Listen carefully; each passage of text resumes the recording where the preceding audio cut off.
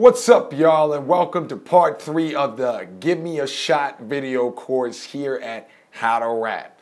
Now, we've already talked about how to get people to start searching out for you, building that identity, building that voice that people can actually relate to, and knowing exactly what they're getting into, so they're going to search for someone like you because you are that voice for them, for that fan base, and they're starting to relate.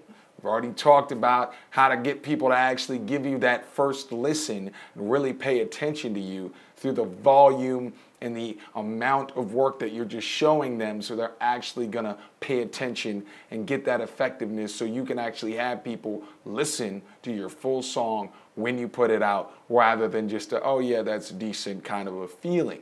So now we're going to talk about something that's really, really important for your business, your leadership, and it's just basically the gold of this video course. This is the real serious shit, and I want you to pay attention and really think about this. Take notes if you can, because this is what's going to take you from 0 to 100 real quick, so to speak, and that is getting people to promote for you rather than you having to promote for yourself. Now, this is the stuff that's going to take you from being that person on the computer watching your view counts, listening to see how many times somebody's checked your SoundCloud, to being able to actually make the art you want to make. This is the stuff that's going to get you from being the person that has to focus on the business and the sort of ins and outs of getting people to know who you are, to actually being able to just focus on art, because you are an artist. And as we talked about earlier in part 2, you're a voice for a group of people. You have a responsibility to focus on being the best voice you can be, not on how many views you get. So you need to get people to actually promote for you. And in this video, you're going to learn how to do that so you can focus on art, not on view counts and little SoundCloud clicks and all that little stuff that some people are really good at, but you shouldn't be as an artist, because you are the voice. Additionally, you're going to learn how this actually makes you into more of a leader. You're going to feel more like a leader rather than a follower, because I'll tell you, nothing makes you feel more like a follower than when you're spending more time searching out for views and subscribers and followers on Twitter rather than actually making the music and leading people with your voice and the message that you want to send and telling your story. So you're going to feel more like a leader when you get other people to promote for you, so that you can learn exactly how to make the music you want to make while they're learning how to promote you better. So that feeling is going to start to come over you as you begin to get other people to do the dirty work, the grassroots work, etc. And with this in mind, you're just more likely to succeed if you know how to get people to promote for you, because now you have a team behind you. You have people that are willing to push through when you're busy recording and re-recording and mastering and going through the sort of stuff you need to as an artist. You have people behind you making the engine still go on. So you're more likely to succeed. And sort of with this in mind, the last piece of this, and this is the real shit right here, is you're less likely to be considered whack. And that's just real shit. Because really, what is whackness anyway, other than that dude in the corner at the cafeteria who, like, apparently he raps, but we don't hear it because nobody's with him. You know, like, who's with him? Who's his team? Or that person that's like, yeah, I record little songs on my Logic and, you know, my Reason, but nobody really knows about it, you know, that kind of thing. Or the dude's like, yeah, I spit, but I'm just standing here on a corner selling you CDs. So whackness, part of it, and part of the way you're going to avoid it, is to have a team behind you, promotion team, homies, people that are invested in your success and invested in your voice being heard. So you're not going to be considered that whack motherfucker on the corner selling CDs that nobody wants to hear once you learn how to do this. So let's get into it. Okay, so the first mindset that you're going to need to have is your friends are no longer just friends or a little bit of feedback or a little bit of someone who might hear your track. They're opportunities. Your friends are great opportunities to build a team. Your friends are great opportunities to push out your product when you're doing other things like creating the great art or making a song that speaks for their issues. So I don't want you to see your friends any longer as people who are just there to hear your occasional track, or people who are going to tell you when it's really whack, you know, because I'm your homie, I'm allowed to say that shit was whack. No, they're opportunities for promotion.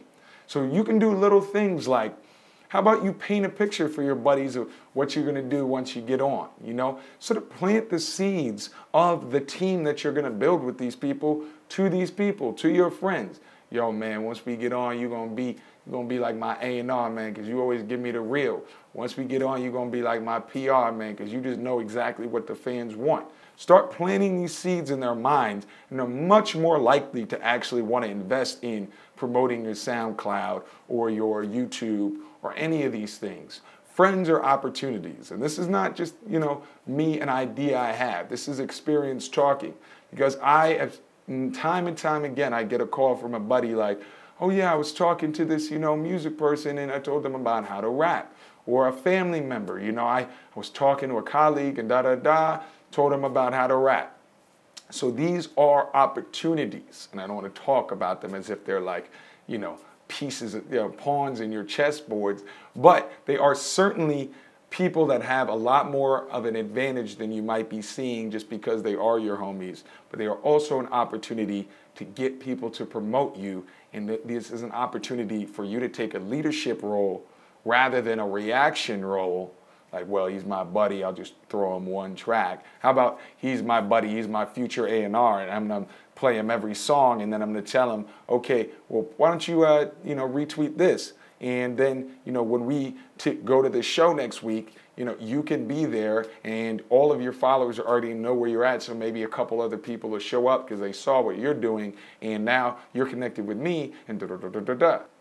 So you have to begin to see the expansiveness of this, the size and the scope of what you can do with just having a few friends as your team. Now let's think of an example of this in rap. Everybody knows who OVO is. OVO, man, we really with the shits, boy. Do you know that most of OVO are just friends of Drake from Toronto? Like, I follow these dudes, I've heard about these cats. Most of these dudes are just friends that Drake grew up with in Toronto. But now what are they? They're the marketing director of OVO and Top Season, that clothing line that they got. I follow them on Instagram. I see they really doing their thing. Shouts to them. These are friends of his. You've seen the started from the bottom video with the funny little skit. Like, those two dudes are his homies. A lot of the producers that Drake has worked with are his homies, okay? So think about that as a modern example of a lot of the OVO movement started with 5 or 6 of Drake's friends. So you're going to do the same thing. After that, you're no longer the person that's Instagramming every day a picture of you. You're the person that's getting Instagrammed by your team. When you got your own Instagram, you got your own Twitter, you're getting retweeted because you built that relationship with your friends as business and pleasure, and you're beginning to build a squad, okay? And then lastly, find a community of artists and MCs that you can cross-promote with. Now, shameless plug, you can join our exclusive group here at How to Rap, and that's a perfect example of artists that are really making moves, and we're really motivated, and we're creating product all the time and pushing each other, asking questions, but it doesn't have to be just us. We're not the only road that leads to Rome, so to speak. The most important thing you can do for yourself is finding a group of people who are already working towards it and need promotion themselves. Then they'll be promoting for you. And that's the goal, right?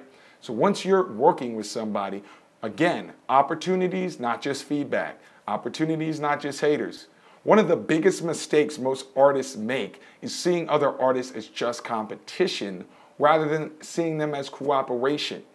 In my own life, one of the first shows I ever got, about 2 or 3 actually, it was from another rapper that I knew at college, and he was spitting, and he was a little bit better for sure at how to promote, how to get shows. He was a little bit older than I am, sort of like a mentor, and he gave me shows. And then when I had something, I gave him a show. And he opened for me, etc., etc. I was in a band for a long time. There were bands in other cities who would cross-promote with us, and then we got shows in New York, shows in Ohio. We moved around. So we expanded, cross-promotion. That's the other thing you're going to do, is you're going to actually reach out to other artists rather than seeing them as competition, seeing them as opportunity, and you're going to build that foundation as a group. So that's really the overarching stuff I want you to get out of how to promote. begin seeing everybody who likes you even occasionally, or likes your personality, or likes your music, or thinks you're a cool motherfucker. I want you to begin thinking of them as opportunities. How can I paint this picture for them that they're part of a team now? They're part of my OVO. They're part of my Rockefeller. They're part of my D12. And then you're going to become a leader because people are going to start to look for you to, what should I do next? How are we going to get this moving? What's the next show? How can I help? You're going to start to look to other artists, join a group, whether it's ours or another one. You can find one in your area. I know out here in LA there's a lot. You're going to start to work with other people to build that team, and then you're going to start to create that culture around yourself. That's really what I want you to get out of it.